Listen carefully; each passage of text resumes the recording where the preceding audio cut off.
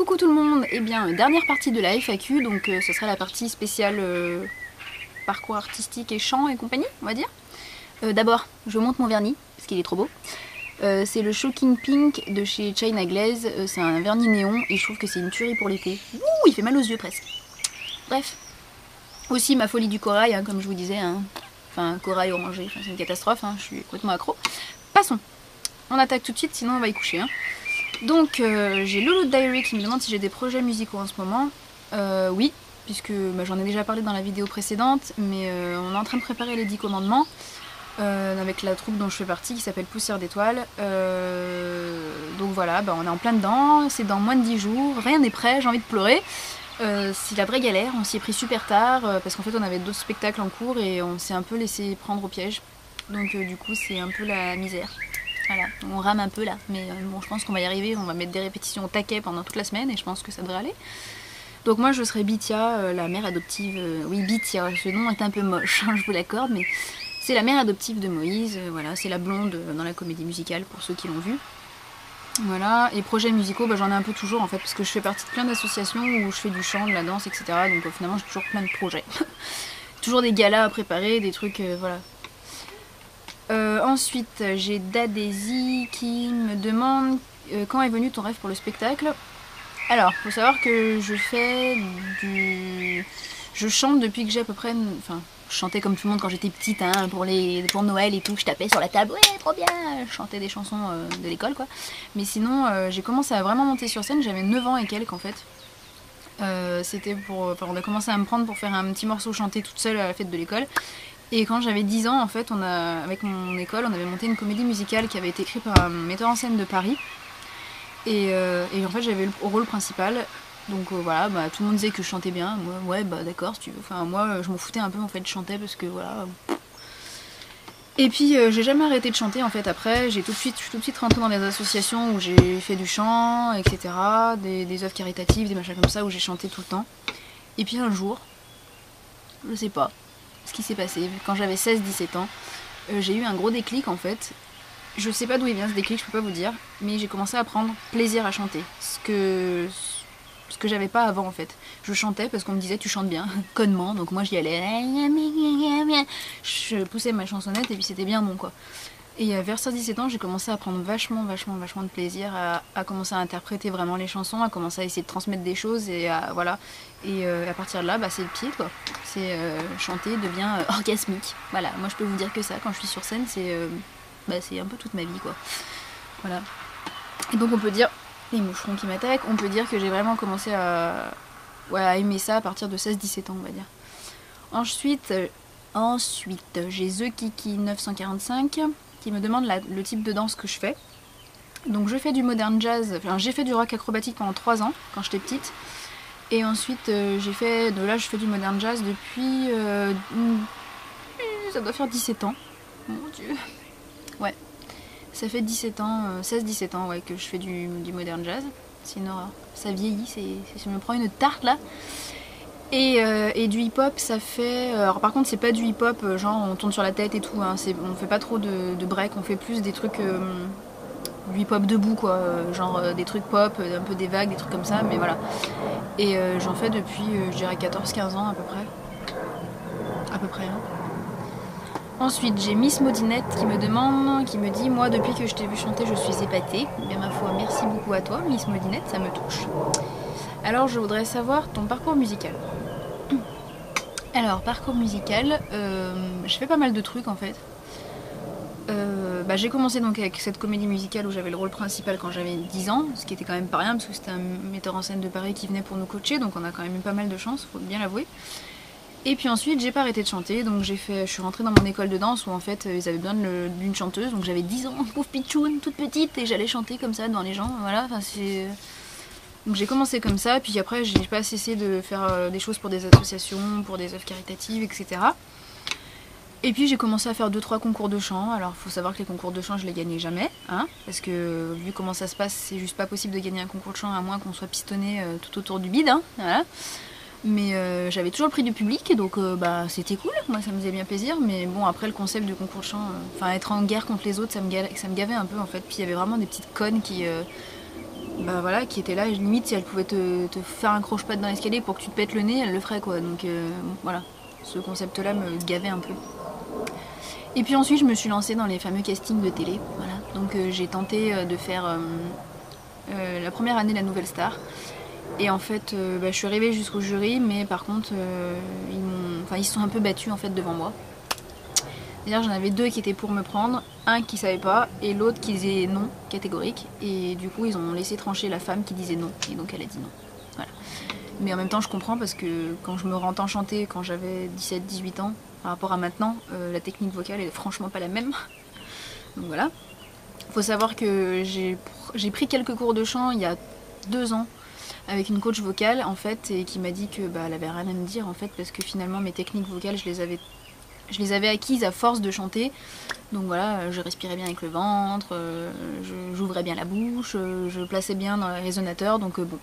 Voilà, elle m'a juste aidé à gagner un peu dans les graves, mais c'est tout quoi, donc voilà, c'est cool, finalement je me suis formée toute seule.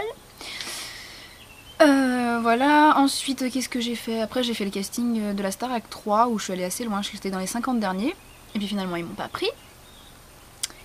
Et pourtant Kamel Wally m'avait bien repéré en danse, mais puisqu'il était venu me demander mon nom et tout, mais bon finalement ils m'ont pas pris, mais en même temps je pense qu'il y avait aussi le test de personnalité qui est pas passé trop, parce que je m'attendais pas du tout à des questions comme ça en fait. Enfin, je sais pas quel âge j'avais à l'époque de la Starac 3, mais j'étais pas bien. Voilà, j'étais pas bien prête, je pense, à ce genre de questions, genre comment va ta vie sentimentale et sexuellement comment ça se passe et ci et ça. Je pense que j'étais pas rodée, j'avais pas encore peut-être le caractère que j'ai maintenant.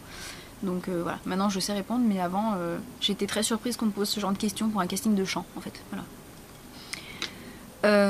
Après j'ai fait quoi? Après toutes les années la Starac m'a appelé en fait pour que je monte pour des castings sur Paris en fait, mais des castings privés, donc on n'est pas avec tout le monde, hein. On passe un par un devant les caméras tout de suite, enfin c'est un peu un truc pistonné on va dire, entre guillemets. Voilà, et puis après, qu'est-ce que j'ai fait? J'avais aussi tenté le casting d'Autant n'emporte le vent, c'était une comédie musicale à l'époque, puis en fait ils m'avaient repéré, donc ils m'avaient appelé, et finalement ils m'ont pas pris puisqu'ils ont pris la fille de Gérard Price-Gurvic, donc c'était totalement inutile. Hein. Voilà. Ensuite, quoi d'autre? Récemment, j'ai été appelée pour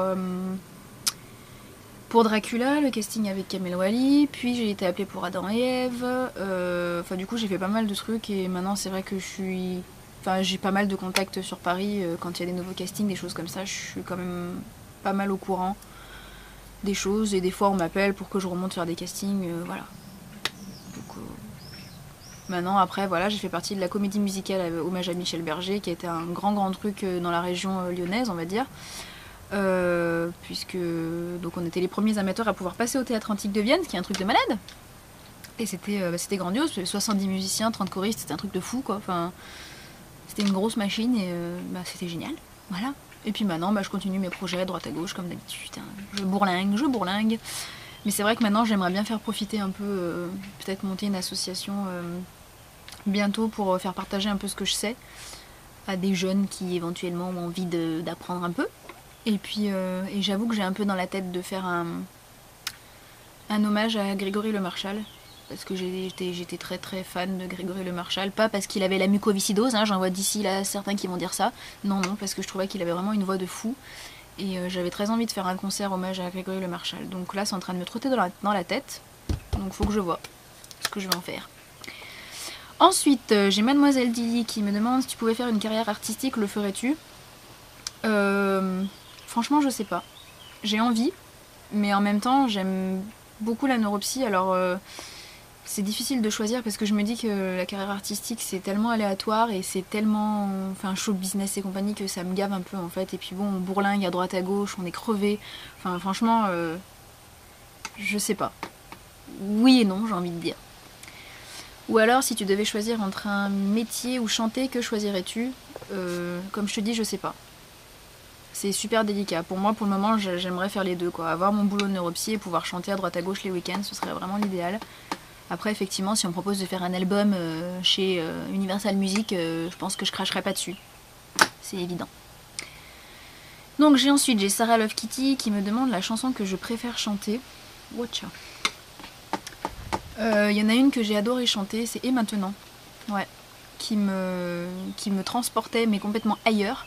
D'ailleurs, je pense que j'arrivais pas mal à transporter les gens, puisque je finissais limite en larmes à la fin en fait. C'est une chanson qui me prenait aux tripes, que j'aimais nuancer, enfin commencer à la faire partir tout doucement en fait, et puis monter de plus en plus, et voilà, jusqu'à tout lâcher quoi. Et c'est une chanson que j'ai adoré chanter. Ensuite, j'ai eu 8 Christy, si j'ai pas oublié de l'être à ton pseudo, qui me demande quel chanteur m'inspire. Bah, comme je vous disais, j'aimais beaucoup Grégory Le Marchal pour son interprétation, pour sa voix qui était juste énorme. J'aime beaucoup Daniel Lévy qu'on n'entend pas du tout alors qu'il a juste une voix mais de malade, mais ce mec il fait ce qu'il veut avec sa voix quoi. Dès qu'il ouvre la bouche et les poils qui se dressent quoi, j'adore. Après, qui c'est que j'aime bien encore? J'adorais Claude Nougaro, mais plus pour ses textes, enfin quoi que c'est un super grand interprète aussi finalement. Donc voilà. Après, au niveau des filles, j'avoue que j'ai un peu plus de mal parce que je trouve qu'on a moins de... À part Edith Piaf qui était une super grande interprète, j'ai un peu de mal à en trouver, enfin de nos jours on va dire.